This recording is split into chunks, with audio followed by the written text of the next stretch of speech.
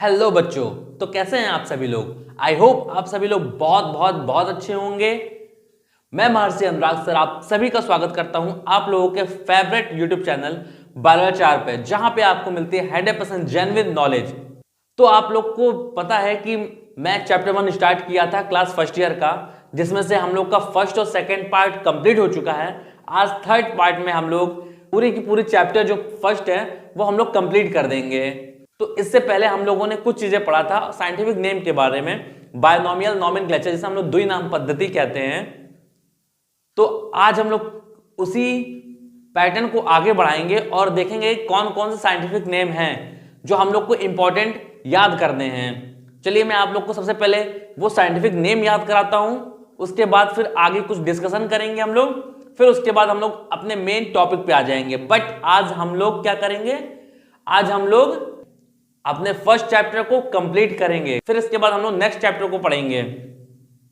Okay चलिए शुरू करते हैं हम लोग। देखिए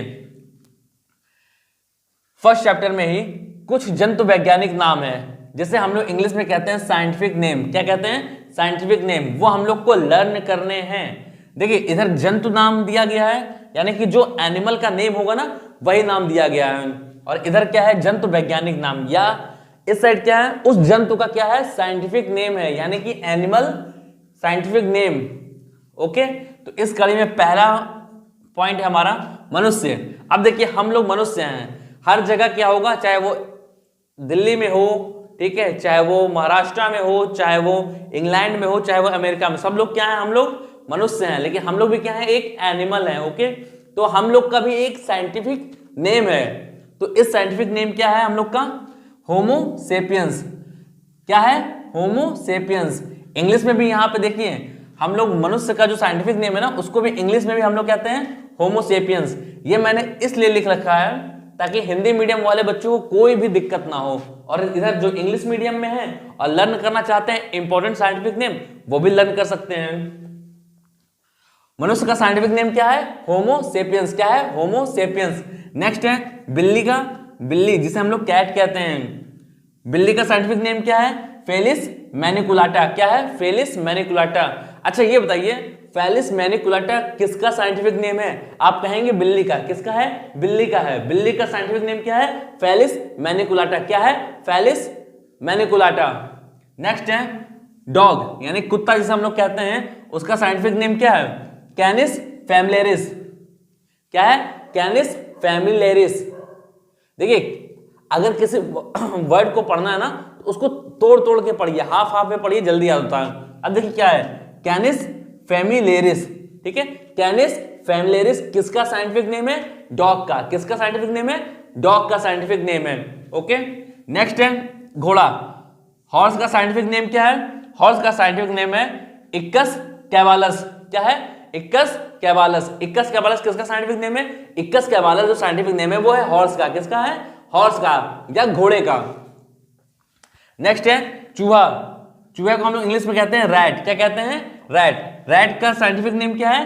रैटस रैटस। क्या है? Rattus Rattus. अच्छा ये बताइए इक्कस कैवालस किसका साइंटिफिक नेम है? इक्कस कैवालस किसका साइंटिफिक नेम है? जल्दी बताइए, जल्दी कमेंट करके बताइए, यहां सामने लिखा हुआ है। घोड़े का साइंटिफिक नेम है इक्कस कैवालस। नेक्स्ट है भारतीय मेंढक यानी कि जिसे हम लोग इंडियन फ्रॉग कहते हैं। ठीक है, कॉमन फ्रॉग के नाम से भी यहां पे जाना जाता है, लेकिन उसे हम लोग साइंटिफिक नेम उसका क्या है? राना टिग्रीना। क्या है? राना टिग्रीना। राना टिग्रीना किसका साइंटिफिक नेम है? आपका इंडियन फ्रॉग का। इंडियन फ्रॉग का साइंटिफिक नेम क्या है? राना टिग्रीना है। घरेलू चिड़िया जिसे हम लोग हाउस स्पैरो के नाम से जानते हैं, जो हमारे घरों में छोटी चिड़िया नहीं आती रहती हैं, घोंसला बनाती रहती हैं, उसे हम लोग कहते हैं घरेलू चिड़िया या हाउस स्पैरो के नाम से जानते हैं। गौरैया, हाँ जिसे गौरैया नाम से हम लोग जानते हैं। इसका क्या है? Pacer domesticus. क्या है? Pacer domesticus. क्या नाम है? Pacer domesticus. नेक्स्ट है घरेलू मक्खी, जो हमारे घरों में छोटी छोटी मक्खियां पाई जाती है ना, जो हमारे खानों वानों में बैठ जाती है और आप लोग ऐसे ऐसे हाथ करके हटाते रहते हो, उस मक्खी का नाम क्या है? देखिए मस्का डोमेस्टिका। क्या नाम है? मस्का डोमेस्टिका। क्या नाम है? मस्का डोमेस्टिका। अच्छा ये बताइए मस्का डोमेस्टिका किसका नाम है? घरेलू मक्खी का। किसका नाम है? घरेलू मक्खी का। नेक्स्ट है मधुमक्खी। मधुमक्खी यानी कि हनी बी, जो शहद लाती है मधुमक्खी, वही उस मक्खी का या मधुमक्खी का क्या नाम है? उस मधुमक्खी का नाम है एपिस मेलिफाइका। क्या नाम है? एपिस मेलिफाइका। क्या नाम है? एपिस मेलिफाइका। एपिस मेलिफाइका किसका जंतु वैज्ञानिक नाम है या साइंटिफिक नेम है? मधुमक्खी का। नेक्स्ट है आपका रेशम कीट। क्या नाम है?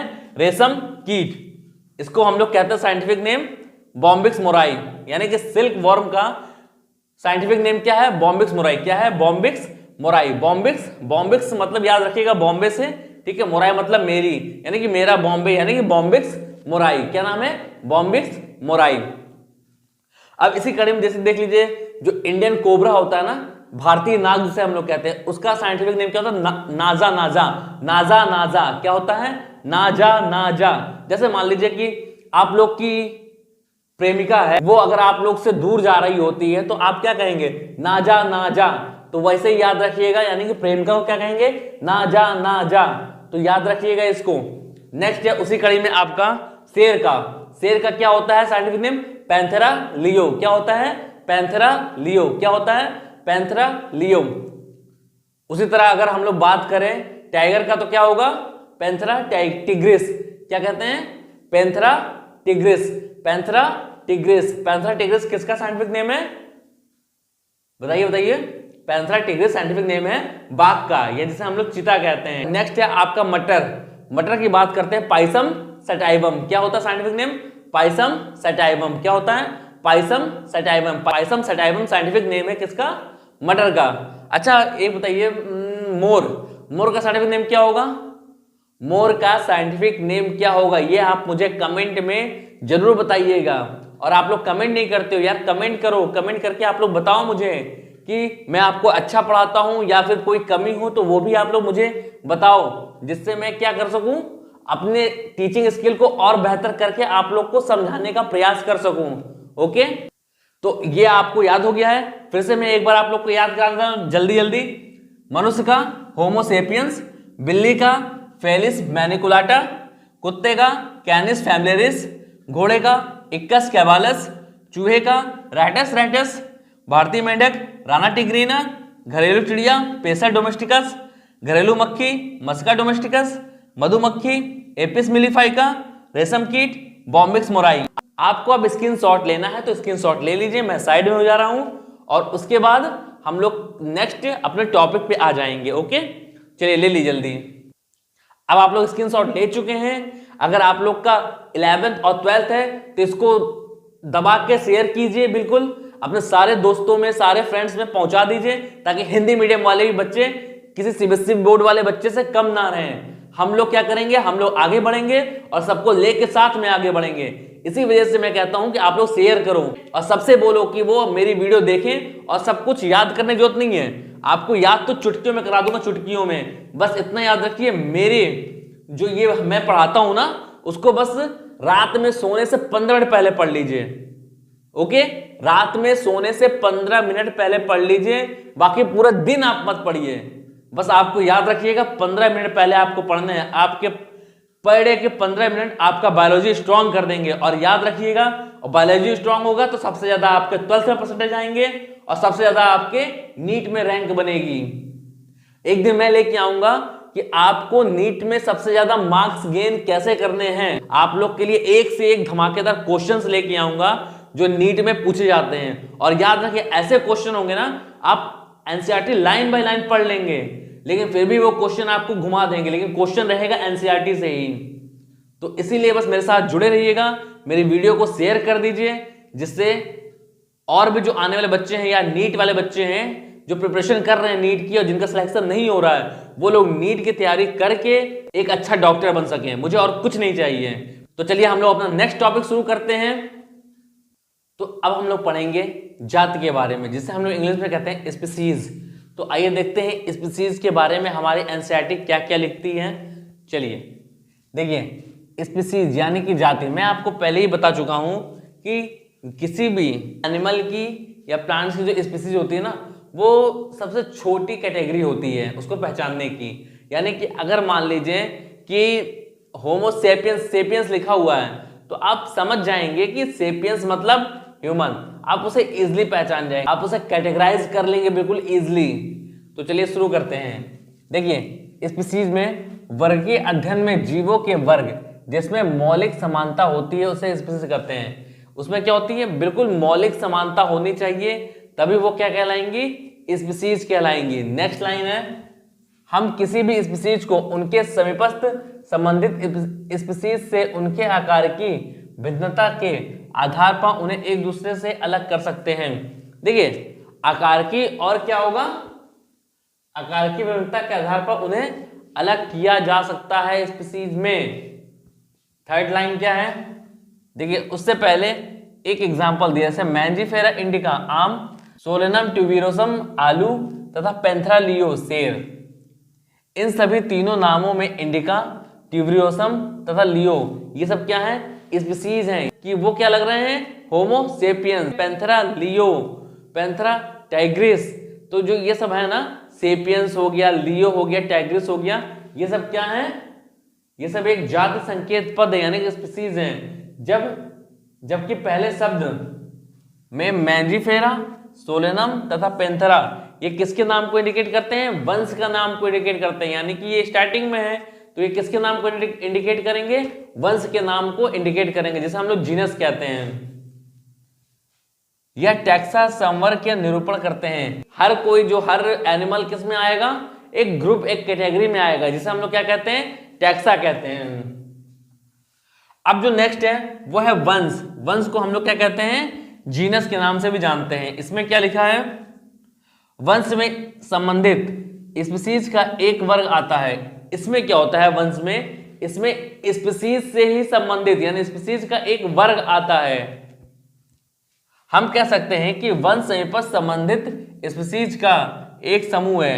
ये जो है ना, इसमें स्पीसीज का एक संबंधित ग्रुप आता है, जिसमें मान ली कोई स्पीसीज है, वो एक ग्रुप उठाया और वो किस में डाल दिया, वो आपका डाल दिया इस वाले पोर्शन में, वंश वाले में। तो वही ये कह रहा है कि वंश में संबंधित स्पीसीज का एक वर्ग आता है। एग्जाम्पल में आलू, बैंगन, टमाटर, ये दोनों अलग अलग स्पीसीज के हैं। किसके हैं, अलग अलग स्पीसीज के हैं, लेकिन ये सभी किस वंश में आते हैं, ये सभी आते हैं सोलेनम वंश में। किस में आते हैं, सोलेनम वंश में आते हैं। कौन कौन से, आलू, बैंगन, टमाटर। वो आलू ले लो, गोभी ले लो, मूली ले लो, ये सब किस में आते हैं, ये सब आते हैं आपका सोलेनम वंश में। नेक्स्ट है शेर, जिसे हम लोग कहते हैं पैंथेरा लियो, चीता, पैंथेरा टाइग्रिस। इन दोनों में बहुत से गुण हैं, लेकिन वे सभी पैंथेरा वंश में आते हैं। और आपने बिल्ली की बात की है, ठीक है, बिल्ली की बात करते हैं तो इसमें बिल्ली क्या है, वो फेलिस ग्रुप में है। किस में है, फेलिस ग्रुप में है, तो वो इन लोग से क्या हो गई, भिन्न हो गई है। ओके, इसका स्क्रीनशॉट ले लीजिए। फिर चलते हैं नेक्स्ट टॉपिक पे। चलिए अब बात करते हैं कुल के बारे में। देखिए कुल, जिसे हम लोग इंग्लिश में क्या कहते हैं, फैमिली कहते हैं। इसमें फर्स्ट पॉइंट क्या लिखता है आपका एनसीईआरटी, लिखता है वंश स्पीसीज की तुलना में कम समानता प्रदर्शित करते हैं। कुल के वर्गीकरण का आधार पौधे के कायिक जनन तथा जनन गुण हैं। अब देखिए कुल का जो, देखिए सबसे पहली चीज ये क्या करता है, स्पीसीज की तुलना में कम समानता प्रदर्शित करते हैं, यानी कि इनके अंदर जो रहेगी समानता रहेगी ना, वो स्पीसीज से बहुत कम रहेगी। और ये किसके आधार पर वर्गीकरण प्रदर्शित करते हैं, ये करते हैं कायिक जनन तथा जनन गुण के आधार पर क्या करते हैं, वर्गीकरण प्रदर्शित करते हैं। इसलिए हम लोग इन्हें क्या कहते हैं, कुल कहते हैं। अब एग्जाम्पल में देख लीजिए, एग्जाम्पल में क्या है, पौधे में 3 विभिन्न वंश। देखिए पौधे के 3 विभिन्न जीनस जो होते हैं ना, कौन कौन से, सोलेनम, पिट्यूनिया तथा धतुरा को हम लोग किस कुल में रखते हैं, हम लोग रखते हैं सोलेनेसी कुल में। किस कुल में रखते हैं, सोलेनेसी कुल में रखते हैं। इसके बाद जबकि प्राणी वंश में हम लोग पैंथेरा, जिसमें शेर, बाघ तथा चीता आते हैं, इन सभी को हम लोग फेलिस, ठीक है, फेलिस यानी बिल्ली के साथ फेलिडी कुल में रखा जाता है, यानी कि उस साथ में बिल्ली भी रहती है उसके। और किस कुल में रखते हैं, फेलिडी कुल में रखते हैं। किस कुल में रखते हैं, फेलिडी, यानी कि फेलिडी कुल में कौन कौन आएंगे, शेर, बाघ, चीता और बिल्ली, ये 3 आएंगे। और सोलेनेसी कुल में, ठीक है, सोलेनम, पिट्यूनिया तो धतुरा, ये तीनों आएंगे। नेक्स्ट है आपका गण, जिसे हम लोग क्या कहते हैं, ऑर्डर। क्या कहते हैं, ऑर्डर। इसमें फर्स्ट पॉइंट क्या है, प्रायः गण तथा अन्य उच्चतर वर्गीय संवर्ग की पहचान लक्षणों के समूहन के आधार पर करते हैं। इनमें क्या करते हैं, उच्चतर वर्ग की जो होती है ना, उसकी पहचान हम लोग किसकी करते हैं, समूहन के आधार पर कहते हैं। जैसे देखिए पादप कुल, जैसे कॉन्वोल्वुलेसी सोलेनेसी को पॉलीसोनियल्स गण में रखा जाता है। ठीक है, इसके बाद दूसरा क्या है, इसका मुख्य आधार पुष्पी लक्षण है। क्या है, इसका जो मुख्य आधार होगा वो फूलों का आना होगा, जबकि प्राणी कार्निवोरा गण में फेरेडी तथा कैनेडी कुलों को रखा जाता है। कार्निवोरा मतलब पता है, जो मांस खाते हैं, केवल मांस खाते हैं, वो क्या कहलाएंगे, कार्निवोरस कहलाएंगे। अब बात करते हैं क्लास की, जिसे हम लोग हिंदी में वर्ग कहते हैं। देखिए वर्ग क्लास, इसमें क्या लिखती है हमारी एनसीईआरटी, लिखती है इस संवर्ग में संबंधित गण आते हैं। उदाहरण, इसमें बहुत सारे गण आते हैं, जैसे प्राइमेटा। प्राइमेटा में क्या होता है, जिसमें बंदर, गोरिल्ला, गिब्बन। गिब्बन क्या होता है, बंदर की एक प्रजाति होती है, वो भी आते हैं। और कार्निवोरा गण, जिसमें क्या होता है, बाघ, बिल्ली, कुत्ता आदि आते हैं, जो क्या खाते हैं, जो मांस पे केवल निर्भर रहते हैं। ओके, इसके बाद इन सभी को हम लोग किस वर्ग में रखते हैं, मैमेलिया। मैमेलिया क्या होता है, जिनके बॉडी पे बाल पाए जाते हैं, जिनके ब्रेस्ट होता है, और जो अपने बच्चों को क्या करते हैं, दूध पिलाते हैं। इसके बारे में मैं चैप्टर 4 में आपसे डिस्कस करूंगा। ओके, नेक्स्ट है हमारा संघ या फाइलम। इसमें क्या लिखता है हमारा एनसीईआरटी, वर्ग जिसमें, ऐसा वर्ग जिसमें जंतु, कौन कौन से जंतु, मछली, उभयचर। उभयचर मतलब जो होते हैं ना एम्फीबियंस, जो जल और सतह दोनों पे रहने की क्षमता रखते हैं, ठीक है, या दोनों पे रह लेते हैं, उन्हें हम क्या कहते हैं, उभयचर कहते हैं। सरीसृप, ठीक है, जो पानी में रहते हैं। पक्षी तथा स्तनधारी।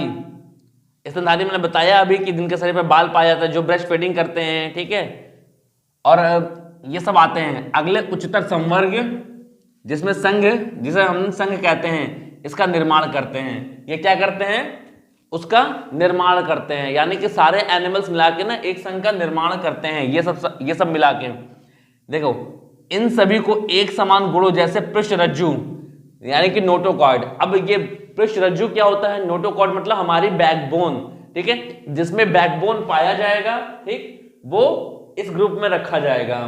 तथा पृष्ठीय खोखला तंत्रिका तंत्र, जिसमें खोखला क्या होता है, तंत्रिका तंत्र पाया जाता है।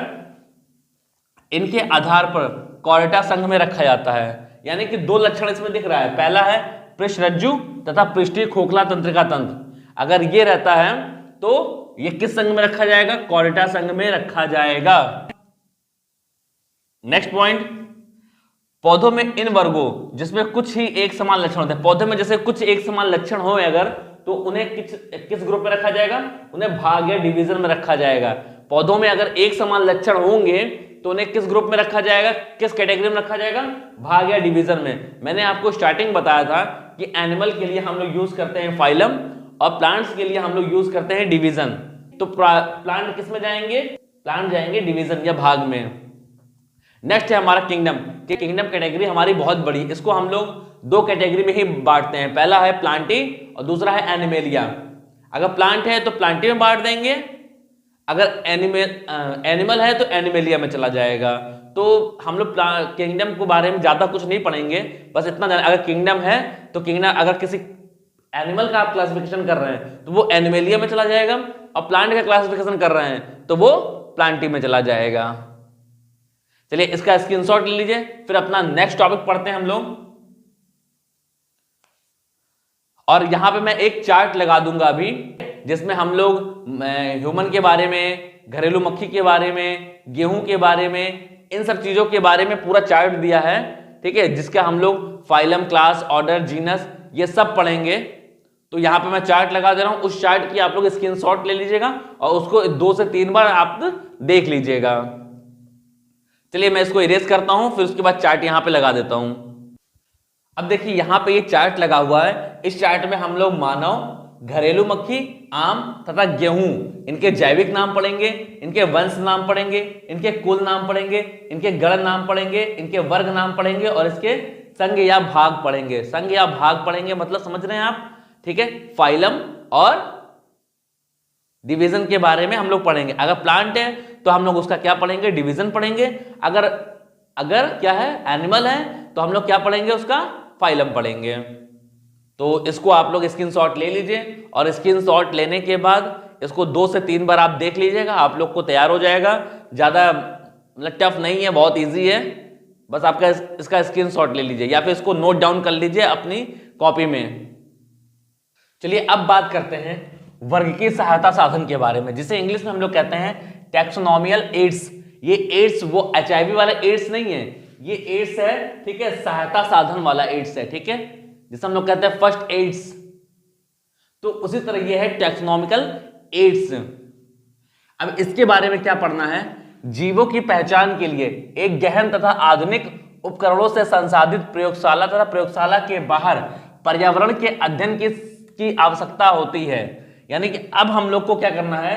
जीवों की पहचान के लिए एक अध्ययन करना है। अब वो अध्ययन हम लोग कैसे करेंगे? अब ऐसा तो है नहीं कि हम लोग कोई फ्लावर का या फिर कोई वो क्या नाम है, कोई रोज का या फिर किसी प्लांट्स का, किसी जीव का अगर हम लोग को उसके बारे में जानकारी चाहिए हम लोग को, तो ये नहीं कि हम लोग उसको खोजने निकल जाएंगे, नहीं। उसको हम लोग क्या कर सकते हैं? या तो प्रयोगशाला में सुरक्षित रख सकते हैं या प्रयोगशाला के बाहर सुरक्षित रख सकते हैं। ये पौधों तथा प्राणियों के वास्तविक नमूने एकत्र करने की आवश्यकता होती है।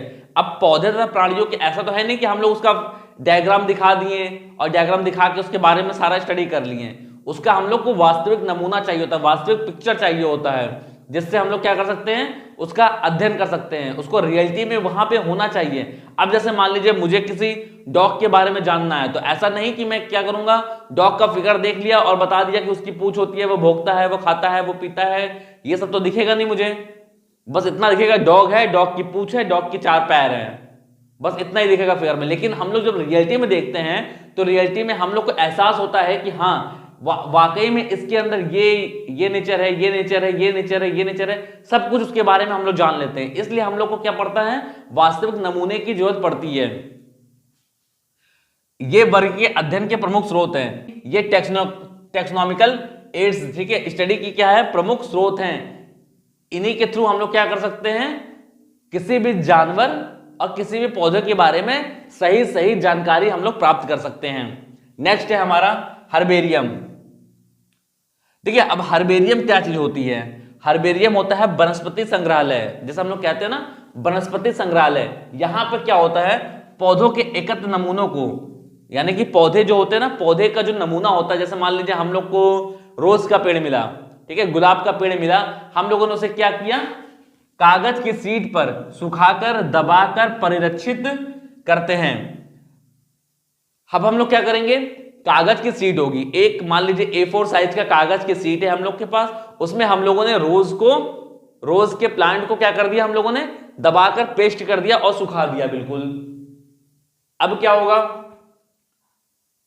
हर्बेरियम शीट पर एक लेबल लगा दिया जाता है। इस लेबल पर पौधे को एकत्र करने की तिथि, उस कागज जो टुकड़ा था, कागज का शीट था, उस पे कोने में साइड में, जैसे ये देखिए यहां पर ये A4 साइज का पेपर है, यहां पे आपने प्लांट्स लगा दिए, ठीक है, और यहां पे ये नीचे की जो जगह है ना, यहां पे क्या क्या लिखा जाता है?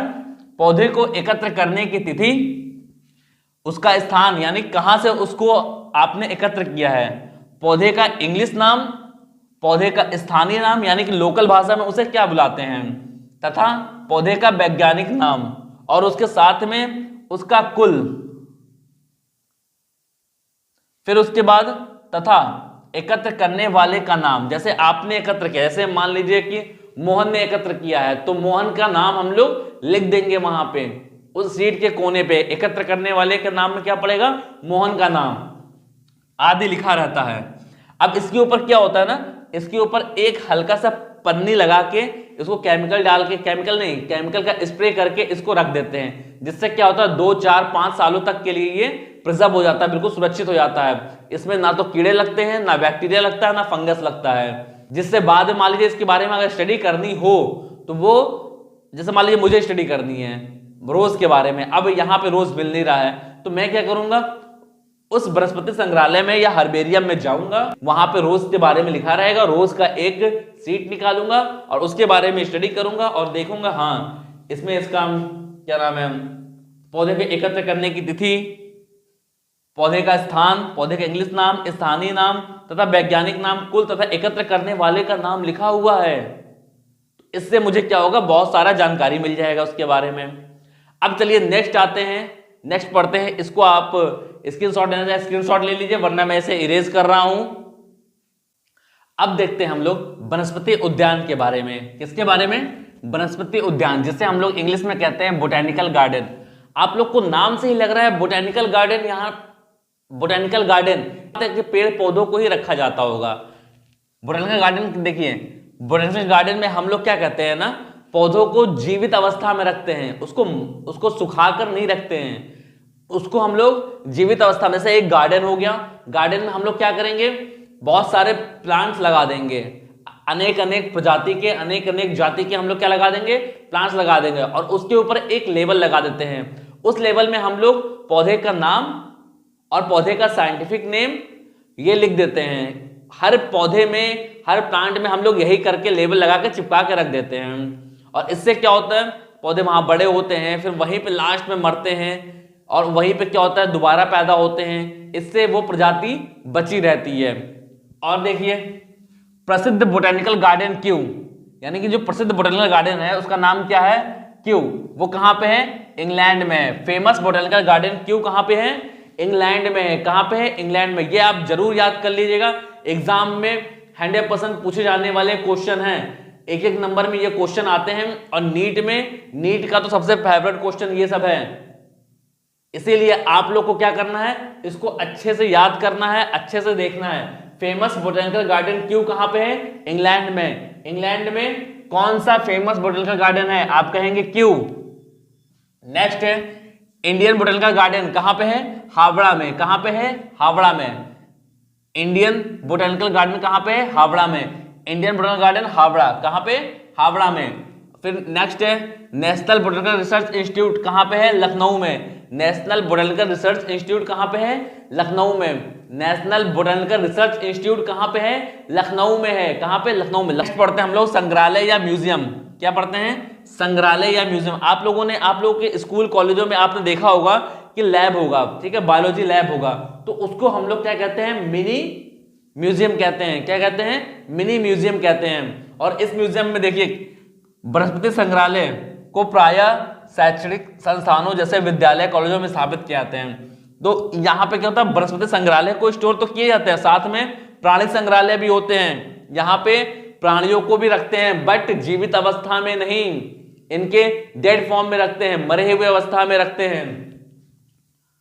नेक्स्ट है प्राणियों के नमूनों को परिरक्षित घोल में डालकर जारों में रखते हैं। आपने अपने लैब में देखा होगा, बायोलॉजी लैब में देखा होगा, वहां पे एक जार होता है, जार के अंदर कुछ, ठीक है, एनिमल्स रखे होते हैं। वो एनिमल किस में रहते हैं, एक परिरक्षित घोल में होते हैं। उस केमिकल का नाम है फॉर्मलिन। क्या नाम है, फॉर्मलिन। फॉर्मलिन में रखने से क्या होता है, वो जीव जो है बचा रहता है, वो उसकी बॉडी खराब नहीं होती, डिकम्पोज नहीं होती है उसकी बॉडी। इसी वजह से क्या होता है, वो जीव बचा रहता है।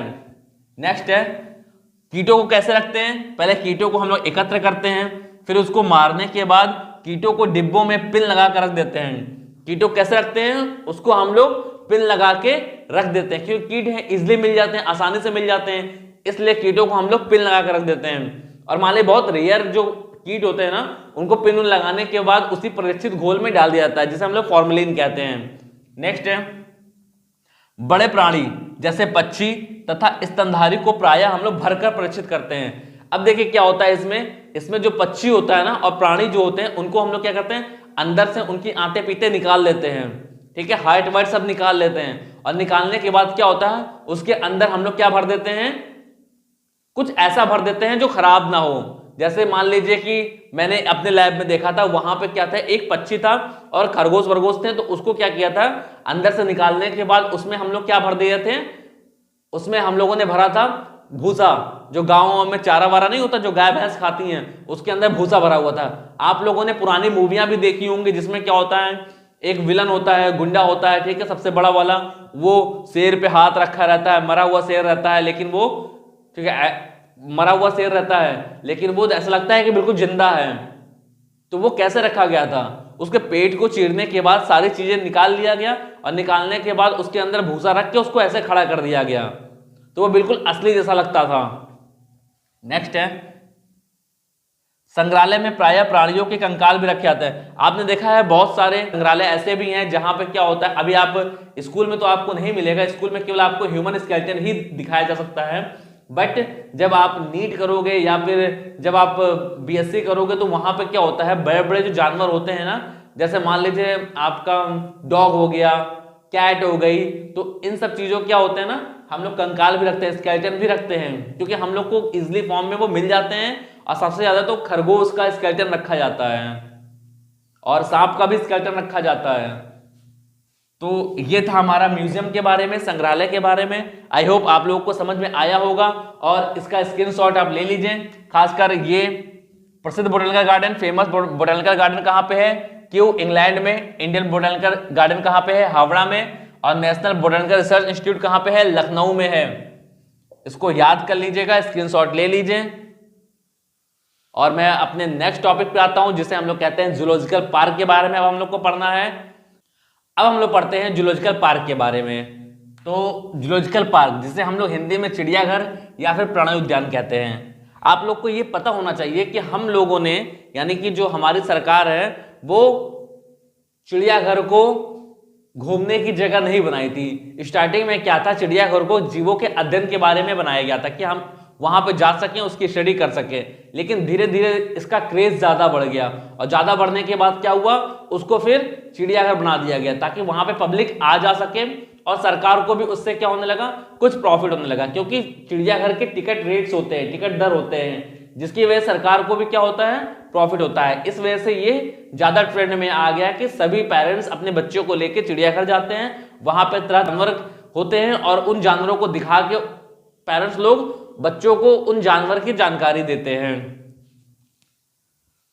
और इस जूलॉजिकल पार्क में क्या होता है ना, इसमें डेड एनिमल्स नहीं रखे जाते, इसमें जो जीवित एनिमल होते हैं ना, उसको रखे जाते हैं और मनुष्यों की देख रेख में रखे जाते हैं। उनको जो चीज वो खाते हैं, जिस आवास में रहते हैं, मतलब जैसे मान लो शेर है तो शेर के लिए गुफा ही जरूरी है, भेड़िया है या फिर आपका क्या नाम है, जैकॉल है, उसके लिए गुफे की ही जरूरत है।